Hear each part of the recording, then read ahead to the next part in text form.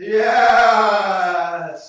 This erratic Aperture Studio Facebook page is full of absolutely delightful photographs. Yes.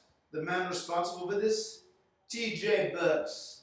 And from what I understand, according to the Seven Deities, you recently celebrated a vessel creation day. It was October the 26th. And a man like you, who enjoys pro wrestling, comic books, horror, and video games, you must be a creative person, and I'm sure that helps motivate you during your days at work with your production company and what leads you to being so successful. That all sounds absolutely wonderful. A man with your creativity would fit very well inside my platoon. And I have to give you this. I have to bestow this broken brilliance upon you. Push the parameters of your creativity. Creativity is paramount in every walk of life.